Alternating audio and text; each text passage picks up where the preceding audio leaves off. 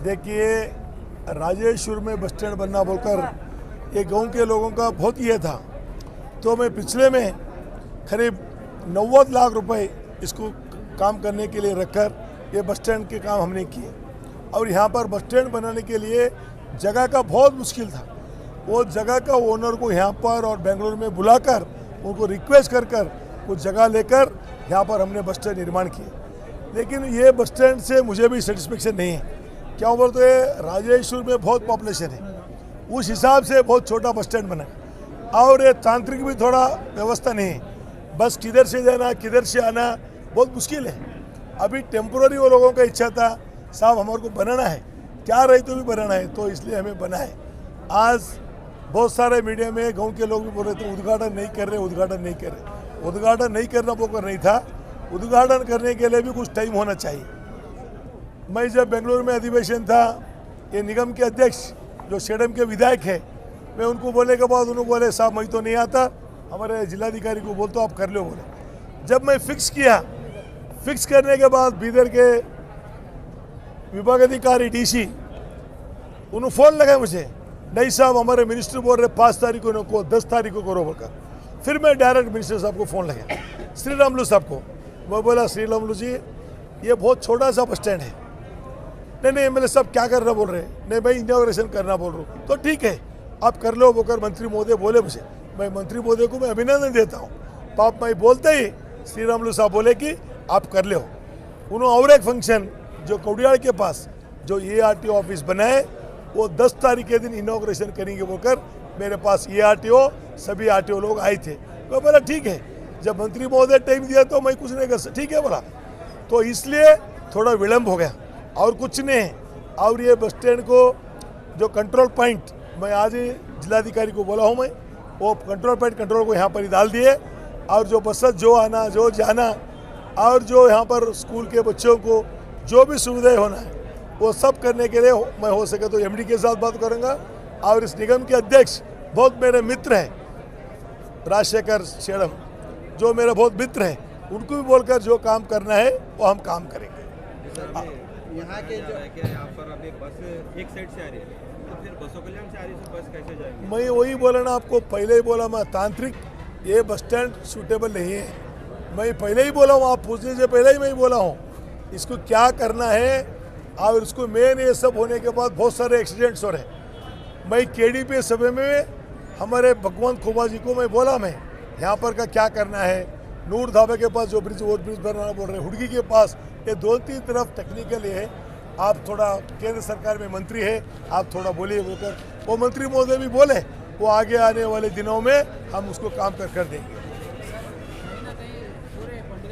Election आने के time पे आप उद्घाटन चालू कर रहे हैं, मतलब हर प्रोग्राम का, तो इस बारे में आपको क्या? अभी मैं भाषण में बता आपको, शिवमोगा में हमारे देश के प्रधानमंत्री जी आकर एयरपोर्ट उद्घाटन करें, मैं उसके बारे में कमेंट्स नहीं करता। क्यों बोल दो, वो बिल्डिंग रेडी हो गया, एयरपोर्ट रेडी हो गया, प्रधानमंत्री जी आए उद्घाटन करें। फिर जो महीने काम किया फिर मैं उद्घाटन नहीं करे तो फिर कौन करेगा? फिर अब 10 तारीख को श्री रामुलू साहब क्यों कर रहे, क्यों कर रहे आप लोग पूछना ना। फिर अब 10 तारीख को क्यों कर रहे, फिर इलेक्शन आरंभ होगा, कर रहे क्या है? ऐसा नहीं होता। अभी देखो, अब हुमनाबाद में रोड का पैसा परसों के दिन दिया, टेंडर हो गया 4 दिन पहले। फिर वो टेंडर होने के बाद ही मैं पूजा करूंगा, भूमि पूजा का। अगर टेंडर हो सो मैं ऐसे ही जाते जाते भाई चलो भाई खुल जा सिम बोले तो काम होता क्या? 10 करोड़ रुपए मैंने पैसा लाया सरकार से, उसको नियम है 10 करोड़ का टेंडर होगा, एजेंसी फिक्स हो गया, उसके बाद ही फाउंडेशन डालना। अब हुमनाबाद में 5 करोड़ रुपए का सर्किट हाउस, जब मैं मिनिस्टर था, SCD रेवन्ना साहब PWD मिनिस्टर थे, 5 करोड़ रुपए VIP गेस्ट हाउस के वास्ते अभी रेडी हो रहा। आपको अभी 5-4 दिन होना, फिर मैं 10 तारीख के बाद उद्घाटन करे तो क्यों भाई इतना दिन है मेरे साथ बैठे, अभी उद्घाटन, फिर रेडी होने के बाद उद्घाटन कर रहे ना। नहीं तो मीडिया लोग आप ही बोलते अरे साहब बिल्डिंग ही रेडी नहीं हो गया, आप गड़बड़ में क्या है बोल, आप ही लोग बोलते। इसलिए वो दूसरे लोग बोले से मैं वो इसमें मैं नहीं लेता, वो बोलने वाले बोलते ही जाते। भाई जो भारतीय जनता पार्टी वाले दल वाले उन्हें क्या कहना बोल रहे क्या है मुझे पता नहीं है। आप देखिए हुमनाबाद में सिद्धरामैया साहब आए थे, कैसा फंक्शन हो गया, कितने लोग हो गए थे। आपको मीडिया से मैं कहाँ पर भी बात नहीं सुना, लेकिन उनका कहाँ पर भी नहीं हजार लोग रहे तो अरे कितना लोग आया, क्या हो गया, तुम्हारे मीडिया में देखा तो आधा तुम्हें प्रचार दे रहे। 50% प्रचार आप लोग ही दे रहे, जो करेक्ट है वो करिए। सिद्धरामैया साहब का फंक्शन में कितने लोग थे आपको शायद मालूम है, मेरा नहीं, पुलिस इंटेलिजेंस का आप पूछिए। 25 से 30 हजार लोग सिद्धरामैया साहब का कार्यक्रम में भागी हो गए। आज तक भारतीय जनता पार्टी का कितने फंक्शन हो गए, कभी इतना लोग जमा हुए और बोल रहे भारतीय जनता पार्टी। अरे भाई ये तो चुनाव है, हर चुनाव में मैं देखता हूँ, मेरे को ये नया चुनाव नहीं है। अभी कुछ लोग, अब आप लोग नए नए मीडिया में अब आप आ गए, मेरे ये 6वां चुनाव है, नहीं 7वां चुनाव है मेरा। मैं हार भी देख चुका हूँ, जीत भी दे चुका हूँ, लेकिन मैं ये बोलना चाहता हूँ हमने जो काम किए वो लोग तीर्मान करेंगे। ये लोग थोड़े ही जनता दल का कैंडिडेट, बीजेपी का कैंडिडेट तो अभी कौन है पता नहीं। जनता दल का बोलो तो क्या है, हमारे सीएम इब्राहिम साहब के बेटे फैज साहब, वो तो फिर रहे और इन्होंने बहुत सारे क्वेश्चन भी करे मेरे को, थोड़ा उनके बारे में इन्होंने अगर क्वेश्चन करे तो वो सबको मैं उत्तर देता हूँ। और उनको पाप हुमनाबाद को आकर उन्हें कितना दिन हो गए, उनको कितने गाँव हैं, क्या क्या गाँव में क्या है, खाली कांग्रेस वाले कुछ नहीं करे। अभी मेरे को बहुत कुछ कर रहे हैं, कहाँ से करेंगे आप, कुछ तो होए तो करेंगे ना। नहीं हुमनाबाद में डेवलपमेंट नहीं, क्या डेवलपमेंट होना, क्या डेवलपमेंट होना। शायद उनको घाट बोड़ को ले जाकर बताओ कित्तूर रानी चेन्नम्मा 26 करोड़ रुपए का हमने हॉस्टल बने, वहाँ पर वो कैंपस में आप गए तो वो क्या बेंगलुरु सिटी में गए जैसे। मैं बोलने का नहीं, मैं आप लोगों को मैं अभी एक गाड़ी देकर भेज देता हूँ। अगर एमएलए साहब बोलने का सच है क्या झूठ है, आप लोग सोचिए, आप लोग सोच कर बोलिए। ये बहुत सारे काम, ये चुनाव आने के बाद आपको मालूम है, मैं हर बार बोलता हूँ 15 अगस्त 26 जनवरी जब 5वां साल आता, जब चुनाव का दिन आते, सभी लोग जनता दल वाले 15 अगस्त को भागी होते, बीजेपी वाले होते, फिर उसके बाद 4 साल कोई नहीं आते। ये बीजेपी वाले दल वाले ये क्या नया नहीं बोल रहे, हर बार बोल रहे हम जीते हम जीते हम जीते, लेकिन उन्होंने बोलने से नहीं होता। जिताने वाले ये आम लोग हैं, हुमनाबाद क्षेत्र के लोग 2,41,000 प्रजा है, वोटर्स है, वो लोग तीर्मान करना है। अब खाली भाई बोले तो होगा क्या, नहीं, वो लोग तीर्मान करना है। वो लोग आने वाले दिनों में मतदान से ऊपर जिसको करेंगे वो लोग जीतेंगे।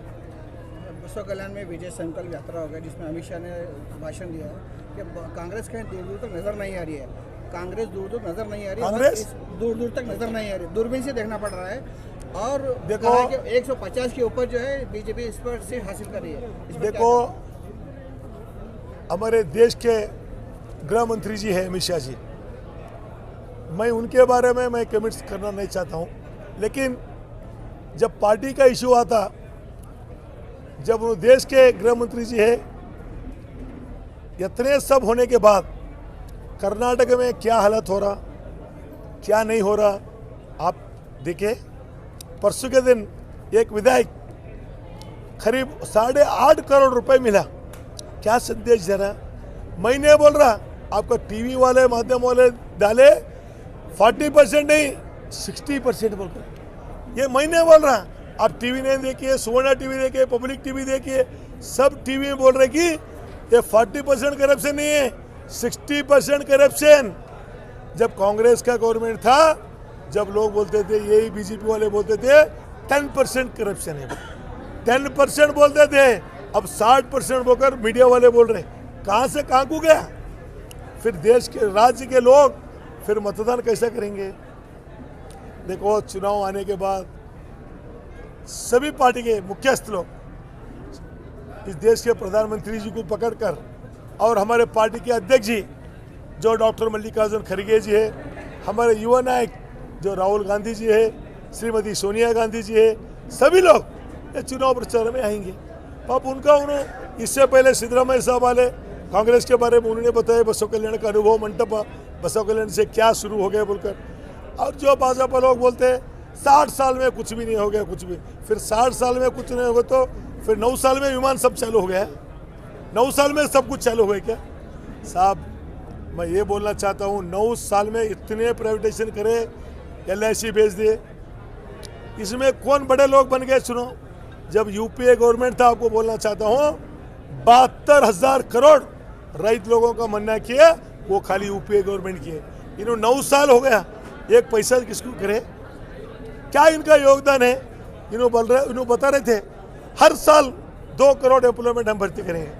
शायद आप देखें, आपके पास हो गए क्या बसों क्लैरिटी में? आप बताइए, 2 करोड़ नहीं 2 लाख तो हो गया। फिर कैसे क्या डेवलपमेंट हो गया? आज यहाँ पर मैं ये बोलना चाहता हूँ, यहाँ पर जो बड़े बड़े हस्तियाँ हैं, जो अंबानी है, जो अदानी है, इनका कहाँ से कहाँ तक है आप ही देख लें। मैं ही बोलने का नहीं। और गरीब लोग, रईत लोग को द्विगुण करेंगे, बोले कहाँ से करेंगे? रईत लोग तो फिर नीचे जा रहे, रोज को जोर उन्हें कहाँ पर जा रहे पता नहीं। ये सब मैं ही बोलने का नहीं, ये सब आगे आने वाले चुनाव में ये सब लोग तीर्मान करेंगे। सर, वो अनुभव मंडप में ये करेंगे बीजेपी का, ये हम लाए पूरा बजट वगैरह पूरा अनुभव मंडप का, इस बारे में आपका क्या कहना है? देखो, अनुभव मंडप कहाँ से शुरू हो गया? अनुभव मंडप का सिद्धरामैया जी जब मुख्यमंत्री से जब से इसके बारे में चर्चा हो गया, सब लोग हम मिलकर, ईश्वर खंडे जी, रहीम खान, हम सब मिलकर ये काम करने के लिए हमने कोशिश की है। फिर उसके बाद जब एक हाई पावर कमेटी भी बनाए, हाई पावर कमेटी में सब हो गया। सब करने के बावजूद भी अभी जो येडियुरप्पा साहब मुख्यमंत्री होने के बाद जो उन्होंने कहा, उसके बाद सिद्धरामैया बोम्मई साहब 600 करोड़ रुपीज़ देकर आज कल्याण मंडप का, अनुभव मंडप का निर्माण हो रहे। इसमें कौन बनाया, मैं बनाया, उन्होंने बनाया नहीं। आज अनुभव मंडप बसवराज बोम्मई जी रहने दो, येडियुरप्पा साहब रहने दो, और हमारे सिद्धरामैया साहब रहने दो, सब मिलकर आज बसवण्णा का कर्म भूमि में आज अनुभव मंडप चालू हो गया।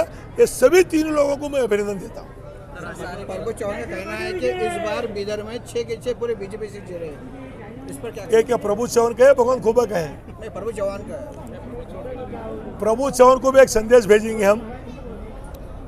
अगर बीदर डिस्ट्रिक्ट में 6 छोड़ो, अगर उन्होंने 5 भी अगर जीत कर आए, प्रभु चौहान को आप पूछिए, हम राजनीति से हम संन्यास लेंगे। सुनिए, 5 भी अगर जीते तो हम राजकीय से संन्यास लेंगे, अगर नहीं तो प्रभु चौहान संन्यास लेंगे। प्रभु चौहान घर में बैठेंगे, मैं तैयार हूँ। आप पूछिए प्रभु चौहान को, कल फोन लगाकर, मैं तैयार हूँ। 6 छोड़ो, एक तो मुनाफा, अगर 5 जीते तो हम राजकीय से संन्यास लेने को तैयार। सर, अभी राजेश्वर के बस स्टैंड में अब ऊपर से बस नहीं जाएंगे, राजेश्वर में ठहरेंगे, बस स्टैंड में आके रुकेंगे, बस ऊपर से कोई बस नहीं जाएगी। देखिए, ये थोड़ा टेक्निकल प्रॉब्लम है, इसके बारे में आज हमारे विभाग अधिकारी डीसी भी आए, सबके साथ इसके बारे में चर्चा करेंगे। ये क्या है आपको मालूम है, मैं शुरू में जब ओपनिंग किया, जब से ही बोल रहा मैं, इसका टेक्निकल प्रॉब्लम है बोलकर रहने से भी ये यहाँ पर जगह का आपको मालूम है, आप खुद भी राजेश्वर का है, आप बताइए कहाँ पर जगह है बोले। अगर जगह रहे तो अभी यही सरकार में अगर 2 करोड़ हो दो, 3 करोड़ हो दो, हम पैसा लाकर फिर एक नया बस स्टैंड बनाएंगे। आपको मालूम है चुड़गुप्पा में हमें कैसा बस स्टैंड बनाए, हुमनाबाद में कैसा बस स्टैंड बनाए, ये सब किनका योगदान है? किनका योगदान है? आप ही बोला ना, किनका योगदान है? मैं जब विधायक बना जब भी सब हो गया। आज हुमनाबाद में 24/7 वाटर सप्लाई कौन किए? ये सब हुमनाबाद में डिग्री कॉलेज मिराजुद्दीन पाटिल साहब लाए, हुमनाबाद और चुड़गुप्पा पूरा इंफ्रास्ट्रक्चर करीब 15 करोड़ 20 करोड़ रुपए मैं विधायक बनने के बाद दिए। जो लाए वो बोलना ही पड़ता। मिराजुद्दीन पाटिल साहब उस क्षेत्र के विधायक रहने के वक्त उन्होंने डिग्री कॉलेज मंजूर किए, पाप इंफ्रास्ट्रक्चर नहीं था, इंफ्रास्ट्रक्चर हम किए। हम झूठ नहीं बोल सकते, है क्या नहीं?